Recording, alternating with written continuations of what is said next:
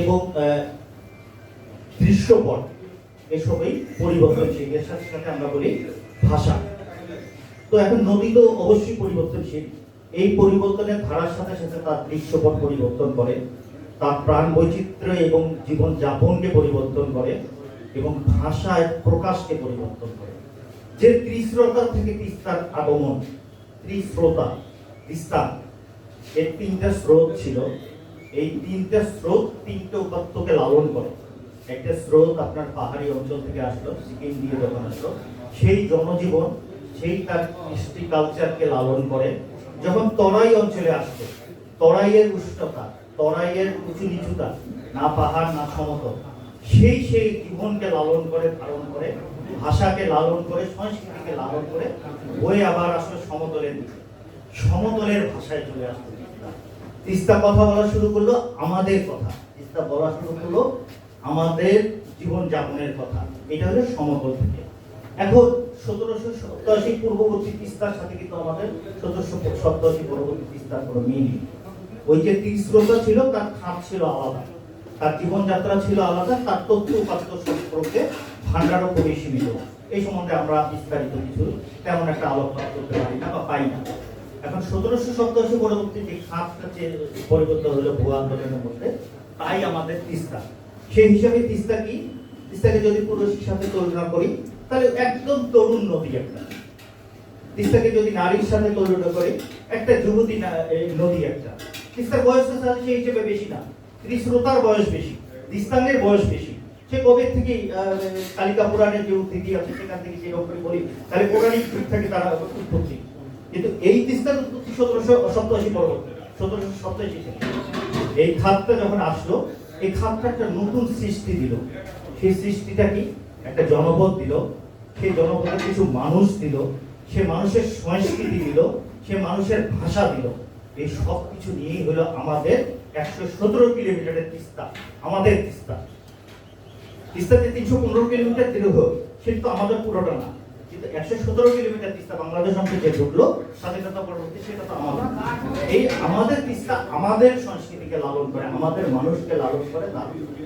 এখন এই আমাদের সংস্কৃতি, আমাদের মানুষকে ধারণ লালন করতে গেলে কি হলো, এই তিস্তা যখন তখন তো সে চম্পকে চুম্বক, তার মধ্যে তীব্র যৌবন, সে সবকিছু ভেঙে চলে দিয়ে চলে যেতে চায়, তাই করলো। থেকে এই তো আমাদের স্বাধীনতার পর, এই হয়তো কি 80 দশকের আগ পর্যন্ত তার যে রূপ, তার যে গর্জন, তার যে ভাঙনের তীব্র আকাঙ্ক্ষা, সবকিছু ভেঙে চলে দিতে চায়। শুধু কি ভেঙে চলে দিতে চায়, সে ভেঙে দিতে আমাকে নতুন কিছু করতে গেছে। এই গড়াগুলো তো আমাদের অনেকগুলো জনপদ। আজকে আমাদের যতগুলো চর গেছে তার চেয়ে অনেক বেশি চর উঠে আসছে, এটা গড়নের মধ্যে। তিস্তার তৃতীয় আর একটা রূপ আসলো। তৃতীয় রূপটা কি, আমি যে দু উপন্যাসিকের কথা বলেছি, তাদের একটা জীবন, দুইটা অংশের দুটা জীবনকে উদ্ধৃতি করেছে কিছু চিত্র, সম্পূর্ণ নয়। সম্পূর্ণ তিস্তা অনেক বিশাল। একটি হলো তিস্তা ব্যারেজ পূর্ববর্তী চিত্র, তার আমরা উপন্যাসে বলছি, আর পাশের উপন্যাসের মধ্যে দেখি সেটি তিস্তা ব্যারেজ পরবর্তী। দুই জীবনের মধ্যে কিন্তু বিস্তর পার্থক্য আছে। সে পার্থক্যটাকে আমি বলছিলাম না, টকবকে যুবক যৌবন। তিস্তা ছিল ব্যারেজ পূর্ববর্তী সময়। সে তখন ভাঙত, গড়ত, সে তখন ডাকত, সে তখন হাহাকার করতো, সে তখন ভালোবাসা দিত, সে তখন উদাস করতো, সে তখন উদাস করত। কিন্তু ব্যারেজ পরবর্তী তিস্তা কি অবস্থা হলো, আমরা চেয়েছিলাম একটা কি বলি যে সমৃদ্ধ তিস্তা, আমরা চেয়েছিলাম একটা সুন্দর তিস্তাকে, সুন্দর একটা নদীকে, যে নদী জনপদ করবে, যে নদী মানুষের কল্যাণের জন্য হবে, যে নদী আহরিত সম্পদ দিয়ে, অর্থাৎ পানি, মাছ ইত্যাদি দিয়ে আমাদের এই বাংলার মানুষ বাঁচবে, 117 কিলোমিটার অংশে সমৃদ্ধতা অর্জন করবে। কিন্তু এখানে হলো কি, ভূ রাজনৈতিক একটা করাল খাওয়া চলে আসলো, শক্তিশালী প্রতিবেশীর একটা মুরব্বিয়ানা ছাপ চলে আসলো। তারা আমাদের আর একটা ব্যারেজ দিয়ে, গজলডোবা দিয়ে আমাদের এই তিস্তার প্রতিপক্ষে রুদ্ধ করে দিল। আমি আমারটা দিব না, আমি তো অনেক শক্তিশালী। তাই হচ্ছে আমাকে যে পানি টুকুন দেয়, ঠেকায় করে যখন পানের জলে তারা ভাসা অবস্থা হয়, ছেড়ে দেয়, সেই পানি আমাদেরকে ভাসিয়ে দেয়, সে পানি আমাদেরকে পলিতে ভরিয়ে দেয়। আজকে তিস্তার যতগুলো চর, আমি তিস্তাকে যেমন বলি, কেন আমার নিজের লেখাটার কথা বলছি, তিস্তার আদ্যপান্ত আমি তো তথ্য পাত্রে ভর্তি লিখেছি, একক তো না, অনেক তথ্য নিয়েছি, নিজে অনেক চরের মধ্যে চেয়েছি, মানুষের কাছে গিয়েছি। কেউ কেউ বলে এখানে বলেছেন গবেষক, আমি অত বড় না, আমি মাপছি, আমি গবেষক না, আমি খুব সাধারণ, আমি ইত্যাদিতে অবজার্ভ করি, আমি একজন অবজারভার টাইপের হতে পারি। গবেষক অনেক অনেক বড় ব্যাপার। আমি যেমন লেখকের মনে আমি এখন সাহিত্য কর্মী হিসেবেই নিজেকে পরিচয় দিতে গর্ব করছি। তো যাই হোক, যেটি হচ্ছে এখন মনে করি শিক্ষার আত্মবোধকতা, তিস্তার নতুন কিছু লেখা দরকার। সেই লেখাটা কি আজকে যে বলাটা আমি বলছি, এই বলাটা কি করছি, বলাটা আমাদের কয়েক ধরনের আছে। একটা হচ্ছে তাত্ত্বিক বলা, একটা হচ্ছে মুখের বলা, একটা হচ্ছে এইখান দিয়ে বলা। আমি তার তিস্তাকে এইখানে ধারণ করতে চাচ্ছি, আমি তিস্তার কথাটা এইখান দিয়ে বলতে চাচ্ছি, আমি তথ্য উপাত্ত দিয়ে লিখতে চাচ্ছি না। এই জন্য আমি দিনের পর দিন তিস্তা করে থাকছি। আমি আমার ফটোগ্রাফি, ওয়াইল্ড লাইফ ফটোগ্রাফি সুবাদেও ওটা একটা সাপোর্ট পাচ্ছি। আমি পরশুদিন তিস্তায় ছিলাম, গত সপ্তাহে তিস্তায় ছিলাম, সকাল থেকে রাত। এখানে আমার একটা মাঝি আছে, আমি একটা নিয়ে যাই। গত সপ্তাহে গিয়েছিলাম উজানের দিকে। উজানে দেখলাম যে অবস্থা, সেটি আসলে নথিগোচর, এখন পানি নেই, মন স্রোত ঘটার মধ্যে নেই। এখানে একটু আছে। গত পরশুদিন গেছি ভাটির দিকে, সরি গত সপ্তাহে গেছি ভাটির দিকে, গত উজানের দিকে গেলাম। উজানে দেখি কত তিস্তার শাখা বেরিয়ে গেছে, এতগুলো চর, সে চরের সমষ্টি হবে না। এই নদীর, তার নদীর যে নাব্যতা বলি, নদীর যে চারিত্রিক বৈশিষ্ট্য, সে বৈশিষ্ট্যকে আমরা মনুষ্য সৃষ্ট অত্যাচার শেষ করে দিয়েছি। আমাদের যে, আমরা বলি না যে আমাদের ব্লক খারাপ হয়, বাইপাস করতে হয়, যার ছোট থেকে রিং করে, তিস্তা তো ব্লকে ভর্তি হয়ে গেছে। কে দেবে রিং, কে বাইপাস করবে? একটা মৃত্যু নদীর মতন অবস্থা হয়ে গেছে। অথচ এই নদী অত্যন্ত শক্তিশালী একটি নদী, এই নদী অত্যন্ত চঞ্চল একটি নদী, এই নদী একটা অত্যন্ত সুন্দর নদী। এই নদী প্রকাশে ভাষা দিয়ে শেষ করা যাবে না, এত চমৎকারিত এই নদী। যখন নদী দিয়ে যাবেন, আমরা যখন দিনের পর দিন, মানে ঘন্টার পর ঘন্টা নদী দিয়ে চলতে থেকে, আহা কি অপরূপ, কি সুন্দর, পানি দেখলে শান্তি লাগে। এখনকার পানিতে দেখবেন যখন পলি নেই, পানি দিয়ে স্বচ্ছ নিচে দেখা যায়, যখন তারা ব্যারেজ খুলে দিবে, একটা পলি নুড়ি দিয়ে পাঠিয়ে যাবে, যখন সে পানিটা নেমে আসবে, এখানকার চর দেখলে আপনি নামতে ইচ্ছা করবে না, ঘৃণা লাগবে। সে চরে দেখবেন, আমরা বলি সর পড়া, আস্ত পড়ে গেছে, সাদা সাদার মতো অনেক আস্ত, পা দিলে পা ডেবে যায়। তো এর মৌলিক যে রূপটা, সে রূপটাকে নষ্ট হচ্ছে। আমি একটা তো বেশিক্ষণ বলবো না, তিস্তাপাড়ের মানুষ এবং জীবন নিয়ে কথা হচ্ছে, এই সব কিছুই এর বাইরে না। তিস্তার জীবনের কথা, তিস্তা যখন ভরা যৌবনা ছিল, তিস্তা যখন তিস্তার নদী ছিল নদীর মতন করে, যখন তার মনুষ্য অত্যাচার বর্জিত অবস্থার মধ্যে তিস্তা ছিল, তখন তিস্তা কি ছিল? তিস্তা পাড়ের মানুষরা ছিল সুখী সমৃদ্ধশালী মানুষ। সে মানুষরা গান গাইতো, সে মানুষরা বাঁশি বাজাতো, সে মানুষরা হাসি খুশি হয়ে বেড়াতো। এখন সে মানুষ নাই, সে মানুষ পরিবর্তনের ছোঁয়ায় চলে আসছে। সে পরিবর্তনটা কোথা থেকে আসলো? এক, নদী ভাঙ্গন; দুই, চরের পর চর; তিন, নদীর যে আহরিত সম্পদ থেকে তারা বঞ্চিত হয়ে। তিস্তায় মাছ পাওয়া যায় না, তিস্তায় নৌকা চালানো যায় না। যে নৌকা ছিল, যে মাঝি ছিল, সে তার নৌকা দিয়ে এখানে খেয়া পাইত, নৌকা দিয়ে দূর দূর দূরান্তের মধ্যে বাণিজ্য করতো, নৌকা দিয়ে মাছ আহরণ করতো। সে তার পেশার থেকে বিচ্যুত হয়েছে, সে পেশার থেকে সরে গেছে। এখন এখানকার ওই খাইরুল নামে এক মাঝি আছে, তার 3টা নৌকা, আর একটা নৌকা আছে, বিকালে টুরিস্টে আছে, ছেলেমেয়েরা আসে, দুইজন করে বসে এই 100 টাকা 200 টাকা দিয়ে ঘন্টা ঘুরে বেড়ায়। এই হচ্ছে মাঝি জীবনের মধ্যে।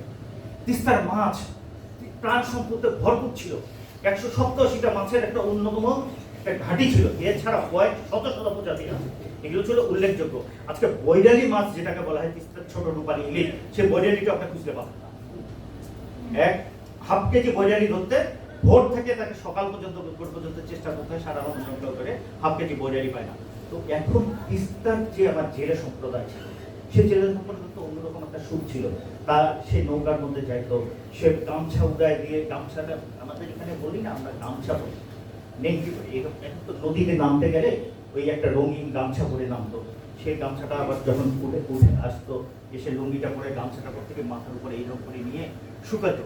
এই শুকানোর সময় সে না তার নিজের মন দিয়ে, সে নিজের ভেতর থেকে কিছু গান রচনা করতো। সুর কোনটা হচ্ছে, কথা কি হচ্ছে সেটা নাই, সে একটা গেয়ে যেত।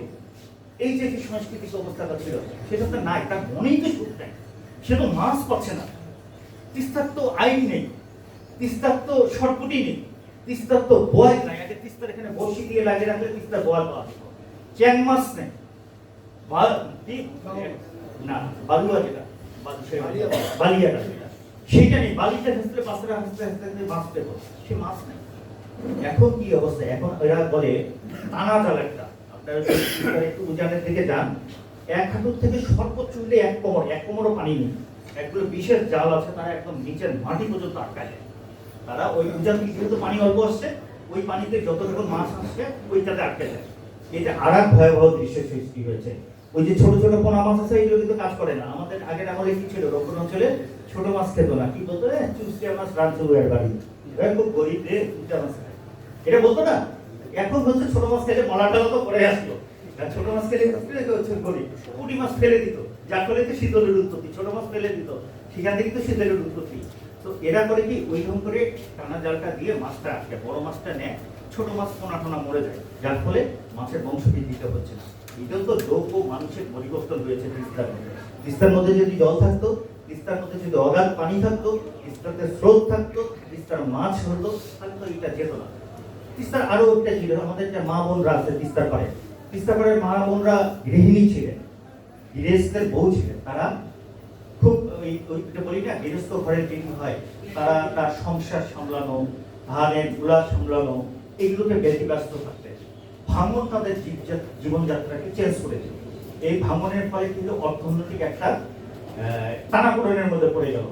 আজকে তিস্তার পাড়ের মা বোন কাজের জন্য দূর দূরান্তে যাচ্ছে, কেউ গার্মেন্টসের জন্য, গার্মেন্টসে কাজ করার জন্য ঢাকায় যাচ্ছে, কিংবা আপনারা খেয়াল করবেন ক্ষেতের মধ্যে দেখবেন অনেক মামা, এটা কিন্তু তিস্তার আদি চেহারা ছিল না। সবই ভাই আছে এখানে, উনি তিস্তা নিয়ে অনেক কাজ করছেন আগে দেখেন। আগেকার আমলে আমাদের তিস্তার পাড়ে এই কর্মজীবী মহিলা মা বোনরা ছিলেন না, এটি পরবর্তী সময়ের মধ্যে আসছে। তাহলে আমরা এখানে দেখতে তিস্তার পাড়ের মানুষের জীবনের মধ্যে একটা এই একটা বড় রকম পরিবর্তন হচ্ছে। আর একটা পরিবর্তন হয়েছে, সেটি হচ্ছে যে তিস্তা পাড়ের মানুষদের জীবিকার জন্য দূর দূরান্তে যাওয়া। আগে কিন্তু রংপুর অঞ্চলের একটা, আমরা বলি না, ঠেকামো ছিল, হ্যাঁ, মোটসই বুয়ের বাড়িতে ওই অফিসের কাম করবে, হ্যাঁ, বুয়ে কামলাগিরি করবে, বুয়ের চাকরগিরি করবে, করে না। এখন যে গৃহস্থ ঘর, তার সম্রাজ্যতা একটা থাকতো।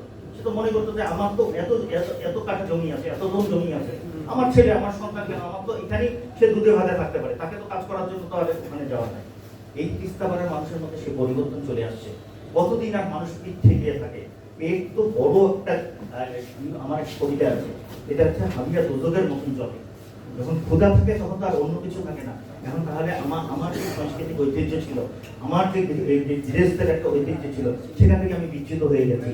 এখন আমার সন্তানরা তাদের জন্য চিটাগাঙ্গে যাচ্ছে, চিটাগাঙ্গের বিভিন্ন যে জাহাজ ভাঙা কারখানা, বিভিন্ন শ্রমিকের জায়গায় বহু তিস্তাপাড়ের মানুষ কাজ করছে। তিস্তাপাড়ের মেয়েরা গার্মেন্টসে কাজ করার জন্য ঢাকার মধ্যে যাচ্ছে, এখানে কাজ করতেছে। তাহলে এখানে তাদের কর্মের মধ্যে একটা বড় পরিবর্তন হয়েছে। এখন আমি খুব সংক্ষিপ্ত করে দিচ্ছি, কারণ আপনারা সবাই জানেন আমিও আড্ডার প্রস্তুতি নিয়ে আসছি। এখানে ওই যে মাস্টারদের বক্তব্য দিয়ে ভালো লাগে, হ্যাঁ, আমিও সংক্ষিপ্ত করে নিচ্ছি। দুপুরে খাবার পরে সকলে একটু তন্দ্রা হয়েছে, যদি আয়োজক চা দেয় তাহলে আমাকেও একটু দেয়, সেটাও ভালো লাগবে, তন্দ্রা হয়তো কাটতে পারে। এখন সংস্কৃতিক বিপ্লবের, সংস্কৃতিক পরিবর্তনের ক্ষেত্রে এখন ওই যে আমাদের একটু আগে আমি বললাম না, এই অনুষ্ঠানগুলো আমি না শিখতে চাই। আমি পিছনে বসে থাকি না, এই যে আপনাদের কথা শুনি, এক একজনের কাছ থেকে এক একটা জিনিস আসবে, সেই জিনিসটার মধ্যে একটা আত্মস্থ করতে পারলে আমি জানবো, আমি বুঝবো, তখন সেই আত্মস্থ করতে পারলে না কিছু শেখা হবে। আমি এই চেষ্টাটা করি।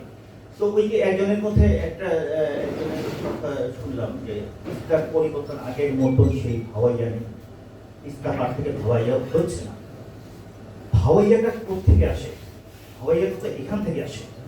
ভাওয়াইয়া কিন্তু আরোপিত না, ভাওয়াইয়ার কথা কিংবা সুর আরোপিত না। ওই যে সম্রাট ভাই আছে, উনি আমার কথা হয়তো বলবেন, উনি গুরুজন, এই ব্যাপারে অনেক বলতে পারবেন। তো এখন ভাওয়াই তো ভিতর থেকে আসতে হবে। আমার তো ভিতরে সুখ নেই ভাই, আমার তো তিস্তার সুখ মেরে দিয়েছে, আমার তিস্তা মরে গেছে। আমার ভিতরের সুখ যখন না থাকবে, আমার ভেতর থেকে সুর আসবে কোথেকে, আমার ভিতর থেকে শব্দ আসবে কোথেকে, আমার ভিতর থেকে তো সেই গান আসবে না, সেই ভাওয়াইয়া বাড়ি গাড়ি আসবে না। আরো যুগের পরিবর্তনের মধ্যে এখন তো বাঁশি বাজে না, ওই যে মনে সুর নাই। নদীর পাড়ে বসে তিস্তার পাড়ের মধ্যে আমরা মাইলকে মাইল ঘুরে দিনের পর দিন ঘুরে বাঁশি শুনতে পারি না। আমি গত 3 দিন আগে পদ্মায় পেয়ে গেছিলাম। পদ্মারও এখানে যেহেতু প্রাসঙ্গিক না, তারপরেও বলছি, পদ্মার যে অবস্থা এখন অনেকটা দেখা যায়, ওরকম বড় বড় চর দেখা যায়, বড় বড় নদীর অবস্থা দেখা যায়। আমাদের তিস্তাও দেখা যেত, সেই তিস্তা তো নাই। ওই টুরিস্টদের জন্য 4 সিটের ছোট ছোট নৌকা ছাড়া তো নাই। অথচ এই তিস্তার মধ্যে মালবাহী যে বিশাল নৌকার বহর চলতো, এটা কয়েকদিন আগে দেখা। তো আমাদের এটা যাচ্ছে না। এখন সংস্কৃতির ক্ষেত্রে যে জিনিসটা হলো, আমার তো ওই সুর আসতেছে না। ফলে আমার ভাওয়াইয়ার যে পরিবর্তন, ভাওয়াইয়ার যে আবেগটা সেটা আমরা দিতে পারছি না। দ্বিতীয়ত বাঁশির যে হাহাকার, বাঁশির যে আবেদন, সেটা তো আসতেছে না। এখন তিস্তার মধ্যে ঢুকে গেছে, বা তিস্তার পাড়ের মানুষের সাথে আমি বলেছি 3টা জিনিস পরিবর্তনশীল: নদীর স্রোত, সময় এবং পারিপার্শ্বিক দৃশ্য। আমরা কবিরাকে বলি নারীকে টান, আমাদের নারীকে কল্পনা করতে খুব ভালো লাগে। নারীকে কেন ভাই, পুরুষ আপনিও তো মানুষ, আপনিও তো পরিবর্তন। নারী যদি মা হন, আপনি বাবা হন না। নারী যদি যৌবন হন, আপনি যুবক হন না। তাহলে আসলে নারী পরিবর্তন না, মানুষ পরিবর্তন। আচ্ছা, যাই হোক, সেটি আরেকটা সঙ্গে। তো এখন যেটি হচ্ছে সময়, এখন কে মানতে হবে। সময়ের মধ্যে কি আসছে? এখন তিস্তা পাড়ের মানুষ কিন্তু মোবাইল চালায়। তিস্তা পাড়ের মানুষ অবসরে মোবাইলের মধ্যে লুডু কাটে, চরের মধ্যে তামাক আবাদ করে প্লাস্টিকের ছই দেয়, বউ বাচ্চা নিয়ে ওখানে থাকে। ওখানে দেখবেন ওদের চমৎকার সব ছইগুলোর উপরে ইয়ে আছে, কি বলে, সোলার প্যানেল দেওয়া আছে। সোলার প্যানেলে একটা করে লাইট জ্বালায়, সোলার প্যানেলে মোবাইলটা চার্জ দিতে হবে। ভাই, অন্য কিছু ঠিক থাক আর না থাক, মোবাইলটা চার্জ দিতে হবে। মোবাইলে টিকটক দেখতেছেন, মোবাইলে ইউটিউব দেখতেছেন, ছবি দেখতেছেন। তো ও তার নিজস্ব যে সাংস্কৃতিক আবহটা ছিল, বলয়টা ছিল, সেটা থেকে কিন্তু বিচ্যুত হয়েছে, যেটা আমাদের সবকিছুর মধ্যে থেকে করেছে। কারণ সংস্কৃতিতে একটা জিনিস করে, সেটি হচ্ছে আপনার প্রেক্ষাপট, অবস্থানকে ধারণ এবং লালন করে। আপনি যদি সেই প্রেক্ষাপট, আজকে আমরা তিস্তা নিয়ে কথা বলছি, আমরা আজকে তিস্তাকে, এই তিস্তার প্রেক্ষাপটকে ধারণ এবং লালন করছি। আমরা যদি বলতাম যে আজকে বাংলাদেশের নদী, তাহলে শুধু নদী নিয়ে বা তিস্তা নিয়ে বলতাম না। তো সেই আর কি, তখন এইখানে বিক্ষিপ্ততা চলে আসে, যার ফলে একটা সাংস্কৃতিক পরিবর্তন ঘটেছে। আরো কিছু পরিবর্তন ঘটেছে। আগের আমলের সেটা তো পাবো না। তিস্তা পাড়ের গরুর গাড়ি যেত, সেই গরুর গাড়ি তো এখন নাই। তিস্তা পাড় ঘুরতে ঘুরতে একটা গরুর গাড়ি পাবেন না, মোষের গাড়ি কয়েকটা পাবেন, ঘোড়ার গাড়ি পাবেন, একাধিক ঘোড়ার গাড়ি, এক ঘোড়ার গাড়ি। গরুকে তো সন্তানের মতো লালন পালন করে, অনেক দামি, মোষ অনেক টাকা লাগে। তো এই পরিবর্তনটা আসে। এখন আমি ওই যে বললাম, পদ্মায় গিয়েছিলাম, পদ্মায় আমি বললাম আমার গাইকে, আমাকে একটা পাল তোলা নৌকা দাও তো, একটা এই সুন্দর বড় নদীর মধ্যে একটা পাল তোলা নৌকা ছবি আমি খুব ভালো পাবো। স্যার, একটা পাল তোলা নৌকা, তিস্তার মধ্যে একটা পাল তোলা নৌকা। তো এই যে পরিবর্তনটা আসলে সময়ের পরিবর্তনের মধ্যে থেকে আসছে। এখন আমাদের অর্থনৈতিক, পারিপার্শ্বিক এবং আরোপিত বোধগুলো থেকে আমরা অনেক অনেক বেশি কি বলি যে কোণঠাসা হয়ে গেছি। এখন তিস্তা পাড়ের মানুষকে প্রতিনিয়ত সংগ্রাম করতে হচ্ছে তাকে নিজের অস্তিত্বকে টিকে রাখার জন্য, তার যুগের উপযোগী করে, সমসাময়িক প্রেক্ষাপটে এবং সবকিছুর মধ্যে অর্থনৈতিক অবস্থাটা জড়িয়ে আছে। এটাই একটা কথা বলেছিল যে তিস্তার, আমি এখানে পড়াশোনার হারটা কম দেখছি, তার একটা ভালো অবজারভেশন, এটা আমি বলবো, স্বীকার করবো, এটা একটা ভালো অবজারভেশন। এই ব্যাপারটাও একটু আছে। তবে আমরা দেখি, আমরা ওই সাইডের কাউনিয়ার কাছে, সরি হারাগাছার কাছাকাছি একটা বিশাল চরের মধ্যে একটা দেখেছি, ওখানে কিছু বসতি হয়েছিল। তো সকালবেলা ছেলেমেলে বাচ্চা কাচ্চারা থেকে একটা লাইন যাচ্ছে, ওখানে একটা নৌকা বাঁধা আছে। পরে শুনলাম যে তারা পড়াশোনা করতে যাচ্ছে ওই মানে মেইন লাইনে, উঁচু লাইনের মধ্যে যে প্রাইমারি স্কুল আছে, এখানে সামনে একটা চরের মধ্যে একটা বড় স্কুল আছে। তো এখানে হচ্ছে না যে তা নয়, কিন্তু তুলনামূলকভাবে হয়তো কম। তাই এই সব কিছুর মধ্যে আসলে তিস্তা পাড়ের মানুষ কতটা ভালো আছে, তিস্তাতে না আসলে বোঝা যায় না। মানুষ তার স্বাভাবিক তিস্তা পাড়ের মানুষটা হারিয়ে গেছে। এখন যে তিস্তা পাড়ের মানুষটা আছে, এই তিস্তা পাড়ের মানুষ আসলে জীবন রক্ষার জন্য একটা নতুন তিস্তা পাড়ের মানুষ হয়ে গেছে। এইখানে এখন তিস্তা পাড়ের যে সংস্কৃতি, যে সাহিত্য, তো এখানে অনেকটাই কোণঠাসা, যে উপজীব্যতা চলে আসছে, সবকিছু আসলে যুগের সাথে তাল মিলিয়ে কিংবা যুগের প্রবাহতার মধ্যে দিয়েই চলছে আর কি। এই সবই মেনে নিতে হবে। নদীর জল যেমন, নদীর স্রোত পরিবর্তনশীল, সময়ও পরিবর্তনশীল, সবকিছু মিলে। তো আমার একটা ছোট্ট আবেদন থাকবে, সেটি হচ্ছে যে আমাদের কবি সাহিত্যিক আজকে যেমন এই অনুষ্ঠানের মধ্যে আমরা আসছি, আমাদের এই বোধটাকে না একটু ধারণ লালন করতে হবে। আমাদের সাহিত্যের মধ্যে তিস্তা কেন পিছিয়ে গেছে, আমাদের অনেকেই যেটা মনে করি, আমাদের তিস্তার কথা এবং তিস্তার জীবনযাত্রার কথা তো ভাওয়াইয়া অনেক বলেছে, পল্লীগীতিতে অনেক আছে। তো এইটা আসলে ওইখানে, এটা তো আমাদের এই সাহিত্য সংস্কৃতির একটা অংশ। সেই অংশ সে যতটুকু ধারণ লালন করে সেটা প্রকাশ করে। আমাদের মধ্যে থেকে আমাদের ধারণ লালন প্রকাশ করতে হবে। কথা বলে শেষ করা যাবে না, তিস্তা পাড়ের জীবন জীবিকার কথা বলে শেষ করা যাবে না, তিস্তা পাড়ের মানুষের সুখের কথা বলে শেষ করা যাবে না, তিস্তা পাড়ের মানুষের হাসি কান্নার কথা বলে শেষ করা যাবে না। এসবেই শেষ কিছু থেকেও আপনার উপজীব্যতা পাবেন। এটা আসলে আমরাও এখন যেটি চাই সেটি বলি, সেটি হচ্ছে সাহিত্যের একটা কথা চালু হয়েছে যে খায় না, খুবই চতুল কথা। আজকাল গান খায় না, কবিতা খায় না, গল্প খায় না, উপন্যাস খায় না। ভাই এত যদি খাওয়ার রাস্তা হচ্ছে কাচ্চি বিরিয়ানি খান, রংপুর শহরে ঢাকা কাচ্চি বিরিয়ানি নামে তো 100টা প্রতিষ্ঠান আছে। হ্যাঁ, তো এইরকম করে হচ্ছে কবি কাচ্চি বিরিয়ানি দিতে হবে, কাকুটা কাকু তো খাওয়াইতে হবে, খাক না খাও কাকুটা কাকু তো তুলে ধরতে হবে। আমরা যদি এই প্রান্তিক মানুষ, এই জনপদের মানুষগুলো আমাদের এখান মধ্যে থেকে তুলে নিয়ে আসি, আমাদের জনপদকে তুলে নিয়ে আসি, কে খেলো না খেলো দরকার নেই তো, কে দেখলো না দেখলো দরকার নেই তো, কেউ একদিন কোনো একদিন তো দেখবে, কেউ একদিন কোনো একদিন তো জানবে। এটাই তো আমাদের স্রোত। আমরা তো কেউ এটা নিয়ে ব্যবসা করছি না। আজকে মহিলা সামনের মতন লোককে বলেন একটা বইয়ের জন্য পোস্ট দিয়ে 1000 টাকার বই বিক্রি হয়, এটা দুঃখ কি? একটা বাংলাদেশের বড় সাহিত্যিক কিছু বই বিক্রি করার টাফ হয়ে দাঁড়ায়। আমরা তো আসলে কেউ বইয়ের বিক্রির জন্য বসিনি, আমরা কি একটা সৃষ্টি নিয়েছিলাম। আমাদের সকলের মধ্যে একটা ম্যাডনেস আছে, এই ম্যাডনেসটাই তো শিল্পের একটা মূল চালিকা শক্তি। আমরা পাগল না হলে আজকে শুক্রবার ঘর দুপুরের মধ্যে এখানে তিস্তাপাড়ে বসে আলোচনা করছি, কবিতা করছি, খাচ্ছি, কতটুকু একটাই। কিন্তু এই আর ম্যাডনেসটাকে আমাদের সৃষ্টির জন্য, এই সৃষ্টিটা সকলেই উপভোগ করুন। আর একটা ছোট্ট অনুরোধ, কেউ কিছু মনে করিলেন না, ওই যে বললাম না যেখানে আমি শুনে শুনে শেখার চেষ্টা করি একটু। কবিতার না অনেক ভাগ বদল হয়েছে, কবিতার অনেক পরিবর্তন হয়েছে, কবিতা অনেক রূপে দেখা দিচ্ছে। একটু কবিতার রূপগুলো পড়ি, একটু কবিতার সম্বন্ধে আমাদের পাঠের জায়গাটা একটু মানে কি বলি যে সময় কম দেওয়া হয় মনে হচ্ছিল আমার, তো এটা করবো। এর মধ্যে থেকে আপনারা আমাদের বাংলাদেশের তো ভালো কবিতাগুলো করবেন, একটু এই সময়কার মধ্যে প্যালেস্টাইন কবিতাগুলো যদি করতে পারেন, চমৎকার চমৎকার অনুবাদ পাওয়া যায় গুগলের মধ্যে, সেখানে একটা পরিবর্তন আসছে। আফগান কবিতাগুলো করতে পারেন। আমরা আগে ল্যাটিন আমেরিকান কবিতা নিয়ে তো খুব উচ্চবাচ্য করতাম, দরকার নেই।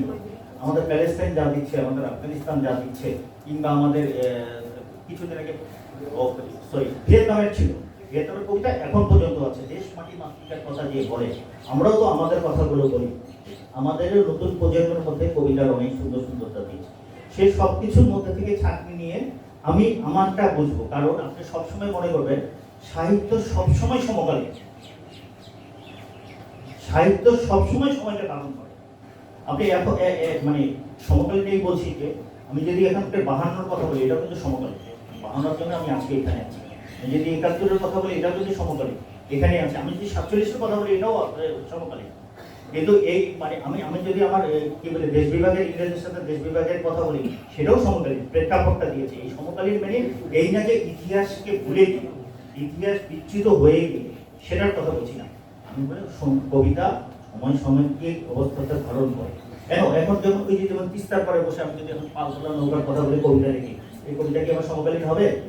আমি তো তিস্তার খাইলাম বলার আগে আমি একটা পালতোলা নৌকা পাই না।